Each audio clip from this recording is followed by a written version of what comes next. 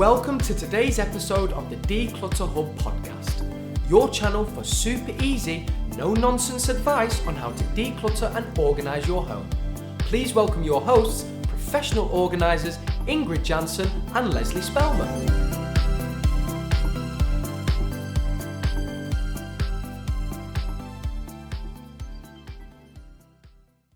Hello, listeners, and welcome to episode 137 of the Declutter Hub podcast. I'm Lesley. So today I am super excited as we've got a very special guest. Carmel McQuaid is the head of sustainability at Marks & Spencer, a retailer that is well loved and operating all around the world. Carmel is here to talk to us about what Marks & Spencer are doing to encourage sustainability in their clothing, and we couldn't be more delighted to welcome her. So welcome, Carmel. Hello, thank you for having me. Oh, you're welcome. And can I just say that all our lovely listeners who talk about Ingrid and my accents are in for a special treat, because Carmel now lives in London but has the most beautiful Irish accent, which is a pleasure to listen to. And I know loads of people around the world love an Irish accent. Thank you so much for taking time out of what must be a crazy time as Marks & Spencer's as we come out of lockdown, and for being a guest on our podcast. No problem. I'm delighted to be here. I came across professional declutterers as part of a research project that we did a few years ago. So I've been intrigued by your specialism ever since. I know, yeah, it was quite interesting when we first spoke and you're like, oh yeah, I've just been at a conference talking about professional organisers. I was like, really? That's so exciting that Marks & Spencer's have got professional organisers on their radar. Right, let's get started then. Let's talk about sustainability in Marks & Spencer in general. So why is it so important then to be so sustainable? Well, Marks & Spencer is a brand that's been around for over 130 years. So we have a long heritage in anticipating and responding to changes in society.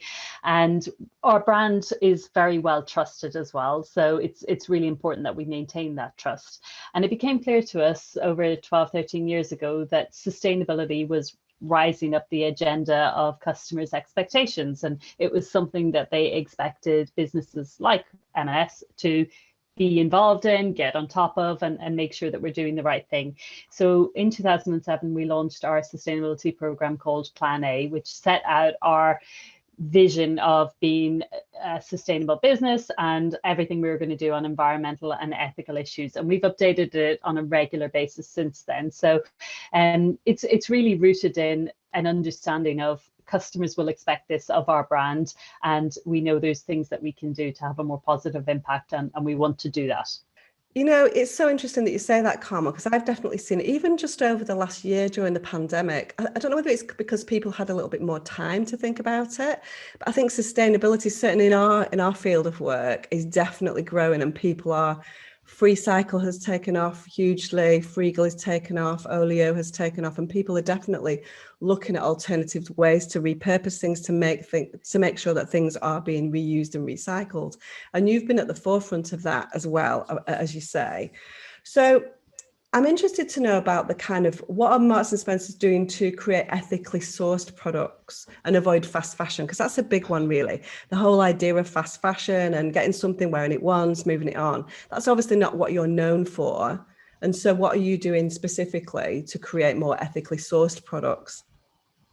I think you're right, Lesley. I think interest has been growing, and what's good is people are having more normal conversations about how are clothes made, how often are they being worn, what sort of quality have they, and for our business that works well to our strengths, because we've always started off with, the first principle, which is, our aim is to make high quality clothes that last. And, we're very careful about the styles we choose to design so that they are, that they're not just for one season and they'll be quickly become outdated. We're careful about the fibers and the fabrics that go into making the clothes, making sure that they're worn and tested to make sure that they can last. And really that, I think the time is coming now where that is valued more by more and more customers, which is great. I think, as you say, the last 12, 18 months has caused people to maybe reevaluate and think about things differently, and they're looking for brands that they know are doing the right thing ethically and environmentally. Yeah, it's difficult, isn't it, sometimes to marry those two things together, so price and ethical, obviously ethically sourced products is going to cost more money for you to create, and to the logistics of it and everything like that are going to be more difficult. But to marry that up against a price point, and people obviously want good value as well. So how does that work? Well, often it doesn't always mean that, you have to pay more for good quality, sustainably sourced clothes. So, and then we really see that as the challenge that we need to grapple with, of how can we provide high quality products that customers love and love to wear, and how can we find ways to source them in the most sustainable way. So I'll give you one example. We use a lot of cotton in our clothing, and years ago we identified that there are improvements needed in how cotton is grown. It can be a very thirsty crop, and in some places where it's grown, they use a lot of pesticides and fertilizers. So there's no doubt that you can improve the growing of cotton. So we worked in collaboration with a number of other organizations like the Better Cotton Initiative and WWF. And we set out a goal to say 100% of the cotton that we buy will be more sustainably sourced. And we got there. It took us 10 years, and it took a lot of collaboration and work with other brands and with the wider industry. But the great news was that for many of those farmers, they could grow just as much cotton with less water and less fertilizer and less pesticides. So it didn't necessarily have to add on extra costs, but it did require investment in education of thousands of smallholders in many parts of the world. So it's about just deciding that you want to improve things and then figuring out how to do it, not necessarily just adding 20% more onto cost. Yeah, and it's about raising awareness and having the conversation. That's always going to be the starting point, isn't it? With so many things at the moment, it's just the conversations happening, and then that forces a change to look into something and start the wheels turning, really. So in Marks and Spencer, there's a lot of people around the world who are not familiar. I think I'm fair to say that the people that listen to us will be aware of Marks and Spencer and what that represents as a sort of British retailer. And certainly Marks and Spencer do have outlets around the world as well. Not sure how it works in other countries, but certainly in the UK, there's a scheme that a lot of people know about, which is called swapping. So do you want to explain a little bit more about swapping, what it is, how it works, and how it benefits you then as a brand? So swapping is our clothes take back scheme. So really simply, it means that customers can, if they've got items in their wardrobe they no longer want to wear, or they've maybe got some, the clothes are no longer fully perfect, they can take them into an M&S shop, or they can take them to an Oxfam shop and donate them. But the main thing is that 100% of those items get ethically recycled. So that was really important to us, because there's a lot of issues with when people are saying, I no longer want these items, you're like, I don't want it to go to, textile waste where maybe it ends up in landfill, or it's incinerated, or it's just shipped to another country without any care and consideration. So that was the problem we were trying to solve, to give customers the reassurance that as soon as they handed their bag of clothing over to us with Oxfam, it would be taken good care of. And by taking good care, we looked for a partner that could ensure that none of that textile waste would go to landfill. And Oxfam, who are a charity in the UK, they have charity shops, but importantly, they'd also years ago created a textile recycling facility. So they had the process set up that they could sort through the clothes and make sure that as many as possible that could be reworn were sent to their charity shops, that any items that maybe couldn't be used in the UK were sent to their social enterprise in Senegal, and then any remaining items that were maybe ripped or the color had run or whatever it might be, they were then recycled into industrial products, and we were able to link them up with our mattress supplier, and they're able to use a number of the textiles as internal filling in mattresses, for example. So I think it was just a great partnership to give people the reassurance that when you hand your clothes in, they're going to a good home. I think it's really interesting, Carmel. I think from our perspective, you hand things over or use schemes like this, or if you send things to a charity shop, you know that certain things are going to go into ragging, but you do it in good faith, really. You're not quite sure. And I think there's quite a lot of things out there. Is it going to countries that don't need it anymore? Is it, and so it's reassuring then that this has been thought about from your perspective, and then it's not just, oh, well, we'll use what we can and then the rest of it will just go into the normal channels. Because I think there is a lot of people don't even know what they should send to the charity shop. And so, there's a lot of misinformation, I think, out there, and unknowns. And so I think it is reassuring. Definitely, and we've done quite a lot of research with our customers and trying to think about how we improve the swapping service, if you like. And there's so many emotions tied up with this. People feel guilty throwing things away, and yet they do want to, make space in their wardrobe, and they want to make sure where possible someone else can get a use out of that maybe much loved item. Maybe it just doesn't fit them anymore. But as you say, it's this kind of anxiety over what happens to the rest. So we just wanted to make it as simple and easy for customers to be able to declutter, and in the knowledge that the goods were going to good use. Yeah, and I think a brand like M&S in this country, people trust it anyway, and so it takes it to that next level, doesn't it? No, it's interesting really, because I think a lot of one of the biggest things, we talk within decluttering, we talk all the time about barriers that stop us from getting to that end point. And so the decluttering, the emotions that sit behind that are quite straightforward, but we get to this end point where there is a barrier, and quite often that is it. But I need to make sure that my item goes to the best home for it. And so sometimes we're like, there has to be a balance with that. You have to find something that's going to work for you. Ultimately, we're looking at this at different perspectives, I guess, but it's all wrapped together, which is for me, your number one priority has to be decluttering. And then, but if you can find an outlet that is going to achieve that, that's easy to do. For some people who say, well, I want to send this bra to this charity and this piece of makeup to this charity and all that kind of stuff, it becomes so overcomplicated and stops the decluttering process from happening. And so I think it's important to know that sits there behind that, and that's an easy way, and one that is going to tick people's boxes in terms of sustainability and what's happening to it going forwards. So important. And there are other take back schemes out there as well, but certainly people of my age will probably trust that M&S are doing the right thing. I think that's the important thing. So you talked about that you had come into contact with professional organisers in the kind of decluttering world at a conference that you went to a couple of years ago. So what did you find, and where did you find that brands like yourself and businesses like ours can educate consumers differently to do things in a different way? Well, it was a really interesting research project we were working on, because what we were trying to understand, and we worked with the University of Cambridge on it, and we were trying to understand how could we get more people to recycle their clothes? How could we get more of those clothes to stay in circulation and be worn again? And how could we understand, how could we take clothes that maybe weren't fit for purpose and turn them into new clothes again with new technologies, fiber to fiber recycling? But we spent most of our research focused on, even if we already have a simple solution like swapping, and yet lots of people still don't recycle their clothes, or maybe think about that, and lots of people are still buying new rather than secondhand. And why is that?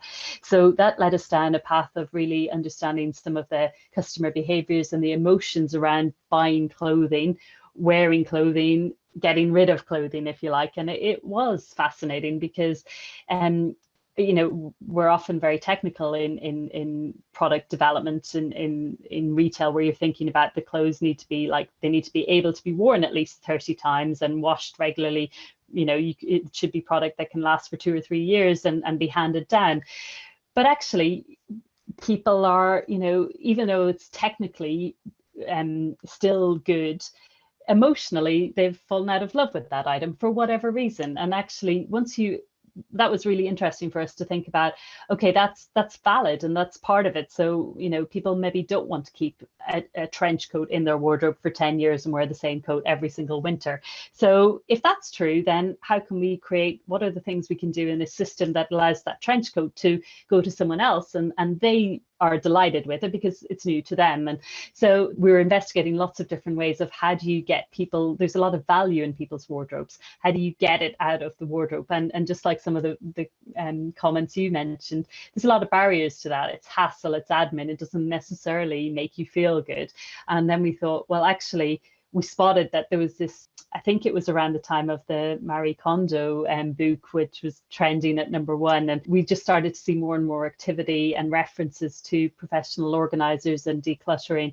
And that seemed to be a very interesting solution to addressing some of the barriers that people were finding to open their wardrobe and take stuff out. So I think, as you say, your top priority is the decluttering process itself, but inadvertently, I think your organization and people like you have done a huge amount of benefit for sustainability movement by addressing some of those barriers.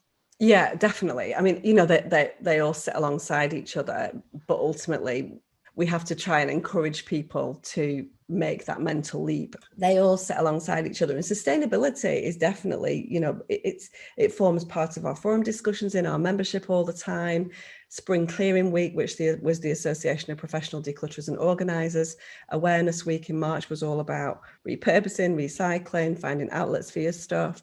And so, it's definitely taken on a whole new level, but that's the case for everything really, sustainability wise, in the environment over the past few years, isn't it? So no, it's really good to know that Marks and Spencer are doing their bit then to make that happen. And it's interesting when you talk about the emotions that sit behind clothing, because of course there's an emotion that comes even before opening your wardrobe and getting rid of it, opening your wardrobe and deciding whether or not it's fit for purpose, which is actually the emotions that go with buying something in the first place when you don't even want it, the kind of retail therapy hits and all that kind of stuff. So yeah, so many emotions, you're so right to look at it in that way. And it's not about whether an item is still good to wear, because if we kept all our clothes until they had worn out, that's kind of something that's the make do and mend era going back to the 40s, very different nowadays, because things kind of are made to last for the most part and will last, because we're not wearing them day after day after day like we used to when we had so many fewer items back in the 40s and 50s and so on. So it is very different. Carmel, it's so fantastic and interesting to hear what Marks and Spencer have been doing. So what's your biggest takeaway then over the past how long have you been head of sustainability at Marks and Spencer? I didn't even ask. Well, I've been working at M&S for 14 years, and in this role for a number of years. For me, what's been really inspiring and sort of motivating is how often simple solutions can lead to huge changes. So, the simple idea of putting a box in our store and telling customers you can bring back your clothing, over the years, it's resulted in 35 million items being recycled through that scheme, and it's raised over £20 million for people living in poverty, which is distributed to Oxfam. So, and it's offered a solution for customers who are thinking about, what do I do with these unwanted items? So that gives me hope in, sometimes the sustainability challenges seem so overwhelming, and actually often, as you say, if we start the conversation, find ways to address some of the barriers, then it's a win-win, and people can declutter their wardrobes, donate their clothes, help people in poverty, and in many cases those clothes get a second life, which is that just makes us smile, right? It does, and it's a very important message. And it's interesting because we had a guest on our podcast a couple of months ago, Jen Gale, who has written a book, and she runs a membership and so on called Sustainable-ish. And that's exactly her thing, is that nobody needs to be the perfect sustainability champion. Everyone needs to do a small amount, and that adds up to so much more. And so the message is very, very similar, I think. Let's all do our bit to help towards the environment, and we can build on that as the years go by. And that's going to make a huge difference to what this planet looks like in 100 years from now, isn't it? Exactly. Spot on. Oh, Carmel, thank you so much for being here. It's absolutely amazing for you to share your information with us. And I know that you've got a video, haven't you, that explains the kind of recycling process from Oxfam that you're going to share with us as well, haven't you? Yeah, I think for some of your listeners, it would be quite, I know I found it amazing when I went to the facility and saw, how they were sorting through the clothes and where they were going. So I'll get that from our partners Oxfam and drop it into your show notes. Thank you so much, Carmel, for taking the time to talk to us today. It's so important to hear from, a key player in the UK retail industry. Thank you, very much appreciated. And listeners, I hope you have learned a lot from Carmel and realised how helpful it is to have the opportunity, something as simple as swapping on the high street. All the details Carmel just mentioned will be in our show notes. That's it for this episode. We hope you've all enjoyed listening and are inspired to take action, and we appreciate you for taking the time to listen today. If you've enjoyed this podcast, please share it with other people. Maybe your friends and family are interested in swapping and would love our show too. On our show notes page on our website, you can find all the sharing buttons. If you want more handy tips and advice from Ingrid and I, you can, of course, find us in lots of places. We have a fabulous supportive Facebook group called the Declutter Hub Community, which is a great starting point. We've got Instagram and a Facebook page too, and you can find us at Declutter Hub. We would love to see you there. Don't forget, if you want to take your decluttering to the next level, you can look at our membership, which is members.declutterhub.com to find out more. And if you don't want to miss our next podcast, please subscribe to the Declutter Hub podcast and it will pop into your notifications each Friday. Thank you so much for listening and see you next time. Thanks for listening to this week's episode of the Declutter Hub podcast. Check out declutterhub.com for more inspiration and don't forget to tune in next week.